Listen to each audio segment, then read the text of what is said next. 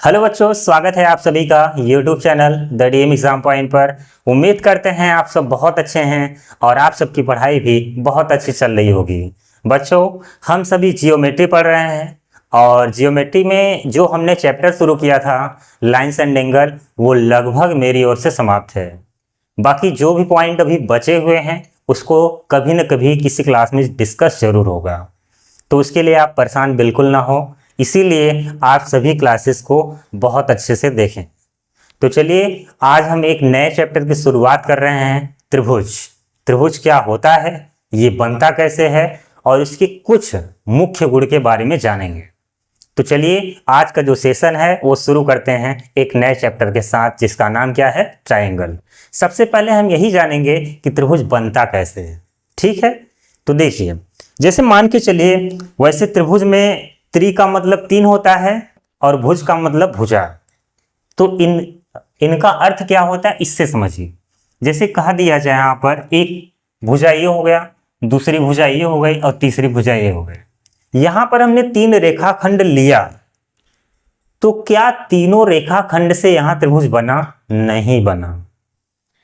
तो क्या यह आवश्यक है कि केवल 3 रेखाखंडों से ही त्रिभुज बनता है?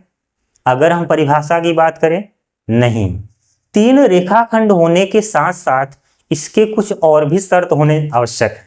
जैसे 3 रेखाखंड हो लेकिन वह बंद हो, यानी कुछ इस तरह से देखिए।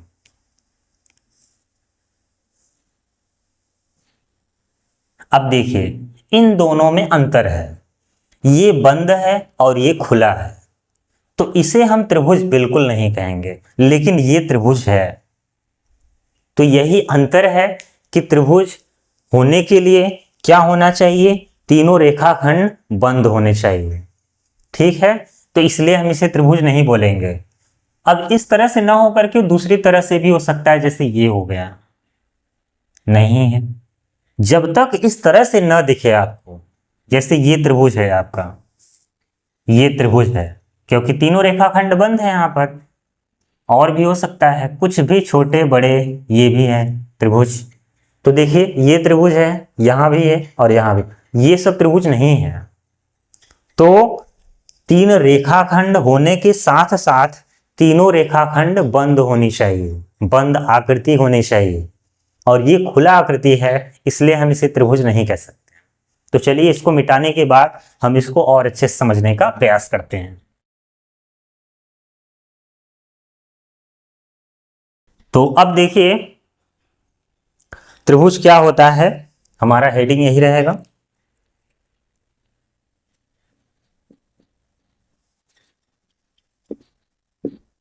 त्रिभुज यानी कि ट्रायंगल। अब यहां पर त्रिभुज का मतलब क्या होता है, 3। त्रिभुज में त्रि का मतलब 3 और भुज का मतलब क्या होता है, भुजा। यहां पर भुजा का मतलब रेखाखंड से ही है। तो चलिए, यहां पर देखिए, एक हमने त्रिभुज लिया, यहां पर इस तरह से इसका नाम रख दिया ABC। अब देखिए, यहां पर 3 भुजा इसमें किस तरह से दिखेगी। यहां पर भुजा AB है, BC है और AC।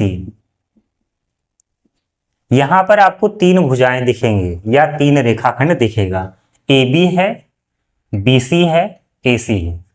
तो आप AB को BA बोले, कोई दिक्कत नहीं है आगे पीछे से यहां पर। तो इसमें 3 भुजाएं AB, BC, CA। तो यहां पर जो रेखाखंड होंगे वो बंद होने चाहिए। तो यहां पर एक तल है, ठीक है। तो अभी तो हम 2D जियोमेट्री पढ़ रहे हैं, तो यहां पर इसीलिए बोल रहे हैं एक तल है। तो किसी तल में 3 रेखाखंडों द्वारा बंद आकृति को त्रिभुज कहते हैं।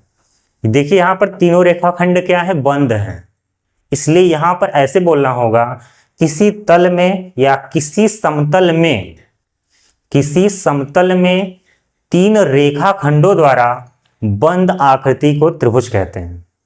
यही इसका परिभाषा सटीक है। तो यही आपको याद रखना होगा। बाकी बताने के लिए आप कुछ ऐसा बताइएगा कि वो त्रिभुज का ही परिभाषा हो। तो आप ऐसे बोल सकते हैं, किसी समतल में 3 रेखा खंडों द्वारा बंद आकृति को त्रिभुज कहते हैं। अब इसमें कुछ खास बातें होती हैं, इसका परिभाषा यही आप लिखिएगा जो मैंने अभी बोला, किसी समतल में 3 रेखा खंडों द्वारा बंद आकृति को त्रिभुज कहते हैं। अब इसमें कुछ मुख्य गुण हैं जो त्रिभुज में सदैव दिखाई देते हैं। वैसे त्रिभुज में बहुत से गुण होते हैं, लेकिन कुछ गुण हम आज ही और अभी समझेंगे इसको। तो चलिए इसको मिटाने के बाद समझते हैं। देखिए, जैसे अगर हम गुणधर्म की बात करें, यानी कि प्रॉपर्टीज, पहला नंबर क्या होगा? जैसे इसमें कुछ खास बातें दिखेंगे आपको। इसमें 3 शीर्ष दिखाई देगा। जैसे यहां पर शीर्ष ए है, शीर्ष बी और शीर्ष सी। शीर्ष का मतलब जो कोण होता है, कोना, ठीक है, वही होता है। तो इसमें, यानी कि इसमें त्रिभुज में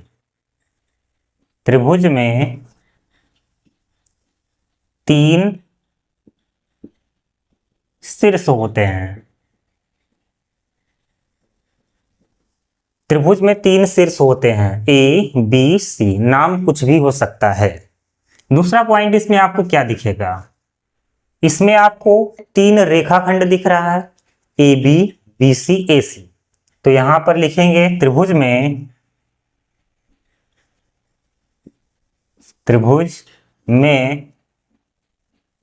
3 भुजाएं होती हैं, भुजाएं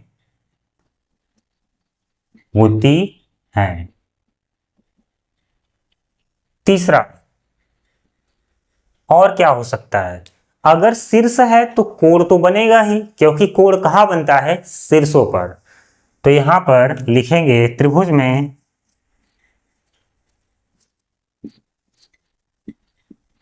3 कोण होते हैं, 3 कोण होते हैं। नंबर 4 जो इंपॉर्टेंट है, इसमें अगर 3 भुजाएं हैं तो इसमें तीनों अंतः कोणों का योगफल क्या होगा? जैसे यहां पर कोण बन रहा है, कोण बी पर, कोण सी पर और कोण ए पर। तो अगर इन तीनों कोणों को मिला दें तो इनका योगफल कितना होगा? सदैव 180, ना तो 180 से कम और ना ही 180 से ज्यादा। तो यहां पर लिखेंगे, ये किसी भी त्रिभुज के लिए लागू होता है। तो यहां लिखेंगे किसी त्रिभुज में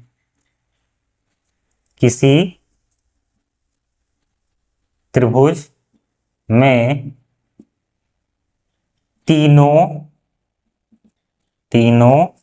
अंतःकोणों का योगफल, अंतःकोणों का योगफल सदैव 180 अंश होता है। किसी त्रिभुज में तीनों अंतःकोणों का योगफल सदैव 180 अंश होता है। ये इसके 4 मुख्य गुण हैं जो आपको सदैव दिखाई देगा सामान्यतः। बाकी गुण बहुत होते हैं, तो जैसे जैसे हम आगे बढ़ेंगे त्रिभुज के बहुत सारे गुणधर्म हैं, उसको हम बहुत अच्छे से समझेंगे। तो चलिए एक बार फिर से समझ, यहां पर लिखा गया है त्रिभुज में 3 शीर्ष होते हैं। तो शीर्ष ए बी सी, 3 शीर्ष आपको दिखाई देंगे। उसके बाद त्रिभुज में 3 भुजाएं होती हैं, ए बी बी सी ए सी, 3 भुजाएं या रेखाखंड होती हैं। त्रिभुज में 3 कोण होते हैं, जहां शीर्ष होता है वहीं कोण बनता है, ए कोण बी कोण सी। किसी भी त्रिभुज में तीनों अंतःकोणों का योगफल सदैव 180 अंश होता है। ये सदैव 180 ही होगा, न तो उससे कम न तो उससे ज्यादा। तो आज हम सभी ने क्या पढ़ा? त्रिभुज क्या होता है? किसी समतल में 3 रेखा खंडों द्वारा बंद आकृति को त्रिभुज कहते हैं। और इसके कुछ मुख्य गुण हैं, जैसे इसमें 3 शीर्ष होता है, इसमें 3 कोण होता है, इसमें 3 रेखाखंड होता है और किसी भी त्रिभुज में तीनों अंतः कोणों का योगफल सदैव 180 अंश होता है। तो आज हमने जाना कि त्रिभुज क्या होता है और त्रिभुज के कुछ मुख्य गुणधर्म। बाकी और भी जो गुणधर्म है उसको हम आने वाले क्लास में डिस्कस करेंगे। तो कल की क्लास में हम बात करने वाले हैं त्रिभुज के प्रकार क्या होते हैं, भुजा के आधार पर और कोणों के आधार पर चर्चा करने वाले हैं। तो कल का क्लास देखना ना भूलिएगा। चलिए अब मिलते हैं अगली क्लास में। आज का वीडियो जैसा भी लगा होगा कमेंट बॉक्स में जरूर बताइएगा। Thank you very much.